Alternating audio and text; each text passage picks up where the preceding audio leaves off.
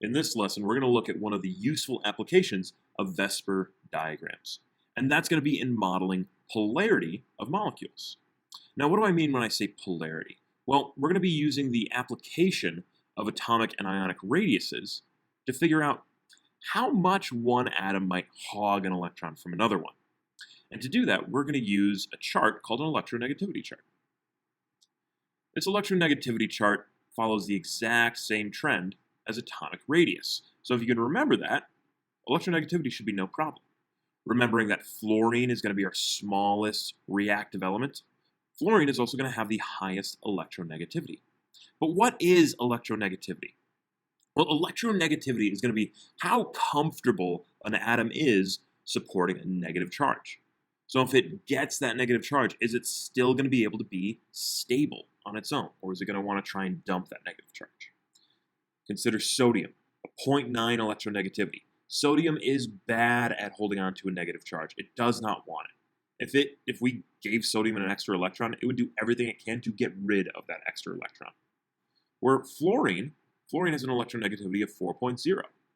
This is the highest electronegativity. Fluorine is totally comfortable with a negative charge. It's not going to try and get rid of that negative charge in any way, shape, or form. So let's write that definition.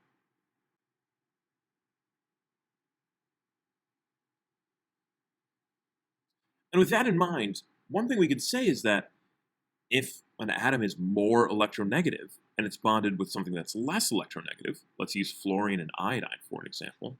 I've got fluorine bonded to iodine here. Well, fluorine being so much more electronegative is going to hog the two electrons that are in this bond. And so instead of being spread out between them, they're going to spend a lot more time near the fluorine. Well, we can imagine that because of that, fluorine is going to be more negative and iodine is going to get more positive. We're going to have a difference in charge across this bond. And so we call that a dipole. So a dipole, got that down here, dipole is a difference in charge across a bond.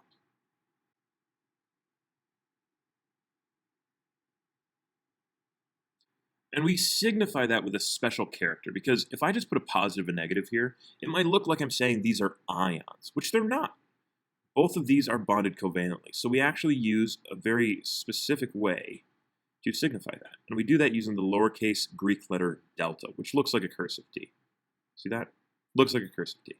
We put that on there, and then we put a negative, a delta negative for the negative side of the bond, and a delta positive for the positive side of the bond. So this is how we signify those dipoles. And then there's one last thing we need to consider, and that's going to be using VSEPR diagrams. And we'll look at some more complicated molecules in just a second. But that last thing we need to consider is something called polarity. If we have these dipoles, and there is an imbalance of these charges throughout the molecule, we're going to get a polar bond. And a polar bond is going to be very helpful when we look at intermolecular forces. But for now, we just need to be able to identify when they exist. And so polarity is going to be having a charge across the entire molecule.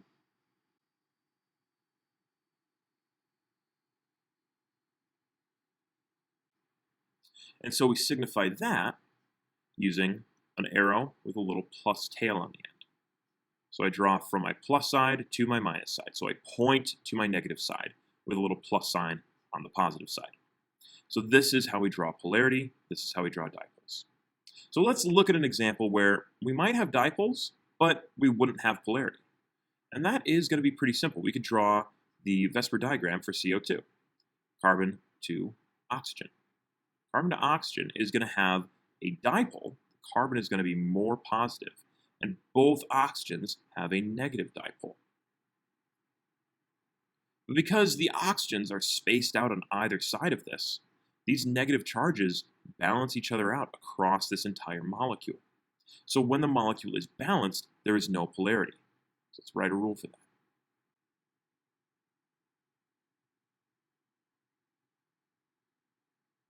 So how can we tell when the molecule is balanced? Well, if we come back to our diagram, or our chart for VSEPR diagrams, for each domain, if I have zero lone pairs means balanced. So 0 lone pairs means balanced. Okay? But we will need to keep that in mind when we start to look at things like this CH2O. The CH2O, carbon to hydrogen here, and oxygen. Well, this carbon to oxygen bond, this is going to be more positive, this is going to be more negative, might be different than this carbon to hydrogen bond. And so we do still need to consider this as we start to look at these. We need to consider, is there a difference in charge across this entire molecule? Our shortcut is going to be looking at these lone pairs. If it's 0 lone pairs and all the bonded atoms are the same, it's not going to be polar.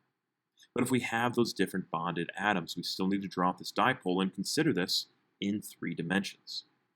So how do we determine if there's a dipole? Well, if we look at this electronegativity chart, we're going to be looking at the differences between the bonds. And we're going to have this number line here.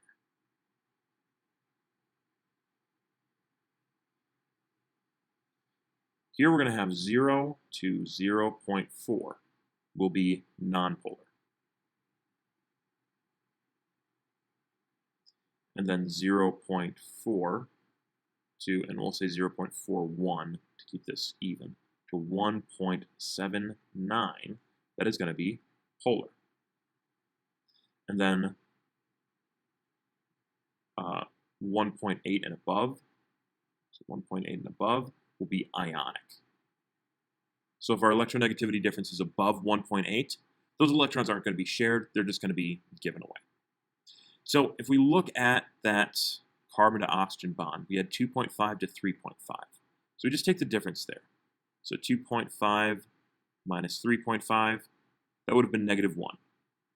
Okay? And we'll just take the absolute value. We don't need to worry about negatives and positives. But 1 would place us firmly in that polar region. Now, if I take carbon to hydrogen, 2.5 minus 2.1, that's going to be 0.4. That's going to put us in the nonpolar region. Okay? So that's how we figure out, is there polarity across this bond? And if there is, I draw dipoles. And then I consider, is there polarity across this entire molecule? And if there is, I draw my arrow. So let's look at a couple examples. All right, I've got a few examples ready to go here. Our first step is going to be to draw the VSEPR diagram. And for that, we need to first draw out our Lewis diagram.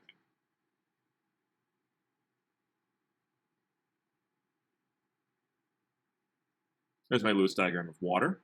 So my VSEPR is going to look like that. Remember, I've got that bent shape here. So now I can look at my electronegativities. Oxygen is going to have an electronegativity of 3.5. And hydrogen is going to have an electronegativity of 2.1. Well, 3.5 minus 2.1, that's going to be 1.4. A difference of 1.4 is going to place us firmly in the polar region. And so I'm going to have a dipole across these bonds. Now, which side is going to be positive? Which side is going to be negative? The more electronegative atom, that would be oxygen, is the one that's more comfortable carrying a negative charge. And so oxygen is going to be the negative one. Your more electronegative element will be your negative dipole. So oxygen has that negative charge, hydrogen has that positive charge. And then because we have this bent shape, we can see there's no positive charge on this side of the molecule balancing that out. And so water has this overall polarity.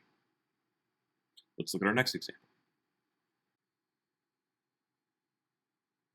We've got BRI here. The VSEPR diagram is going to be nice and simple. It's just going to be a linear molecule. And I'm just going to take the electronegativity of bromine, 2.8, minus iodines, which is 2.5. And that gives me a difference of 0.3. Well, that would be nonpolar, so I don't have to do anything. This is it. That is the final answer. Now, for something like carbon tetrachloride, I'm going to have carbon in that tetrahedral shape. So I'm going to have that wedge going here, and that dash. Okay, so that's my VSEPR diagram. Now, do I have polarity on this? Well, chlorine is going to be 3.0, and carbon is going to be 2.5. And so my difference here is 0.5. That puts me in the polar region. That means I'm going to have a dipole across each of these bonds. So I'm going to put my positive dipole in blue to make it easier to keep track of. I'm going to put my negative dipoles in red. So each one of these chlorines has a negative dipole. And so I can see here that this is surrounded on all sides by that negativity. So across this molecule, I don't have any direction I can point that arrow because this is a three-dimensional structure. So there's not going to be any overall electronegativity difference across this entire molecule. I'm evened out. My chlorines even me out. So this whole thing is going to be non-polar. This will be non-polar because of how that molecule gets balanced. And let's look at one final example, CH2Cl2. So that's going to be what happens if I replace two of these chlorines with hydrogens.